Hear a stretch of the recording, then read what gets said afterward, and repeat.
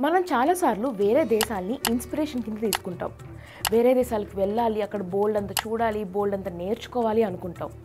వేరే దేశాల్లో టెక్నాలజీ బాగా ఉంటుంది, మనకన్నా అడ్వాన్స్డ్గా ఉంటుంది అని వాళ్ళని పొగిడేస్తూ ఉంటాం. తప్పు కాదు.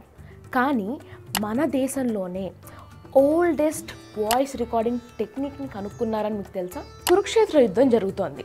భీష్మ పితామహుడు బాణాల మీద తన చావు కోసం ఎదురు చూస్తూ పడుకుని ఉన్నాడు. భీష్మ పితామహుడిని చూడ్డానికి కౌరవులు, పాండవులు, కృష్ణుడు అందరూ ఒకరోజు రాత్రి వెళ్ళారు.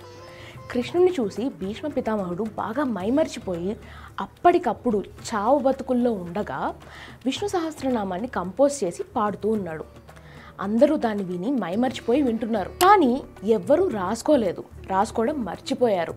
ఇది రియలైజ్ అయిన అందరూ బాధపడుతున్నారు. యాజ్ యూజువల్గా కృష్ణుడు సొల్యూషన్తో ముందుకొచ్చాడు.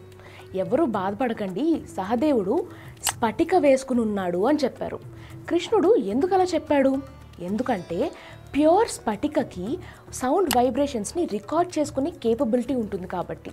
దీన్ని రియలైజ్ అయిన పాండవులు స్ఫటికలోంచి మళ్ళీ విష్ణు సహస్రనామం విన్నారు. ఇవన్నీ మన పురాణాల్లో టైంపాస్కి చెప్పారు, ఇవన్నీ ఉట్టి కథలు, నిజం కాదు అనుకుంటున్నారా?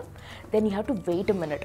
2018లో సాఫైర్ ఇంకా క్వార్ట్జ్ లాంటి క్రిస్టల్స్లో సౌండ్ వేవ్స్ ఇంకా లాంగ్ పీరియడ్ వరకు ఉంటున్నాయి అని యేల్ యూనివర్సిటీ చేసిన రీసెర్చ్లో ప్రూవ్ అయింది. Now how cool is that? మనకి ఏ ప్రాబ్లం ఉన్నా దానికి సొల్యూషన్ పురాణాల్లో ఉంటుంది అని అంటారు. ఇదే దానికి ప్రూఫ్ ఏమో.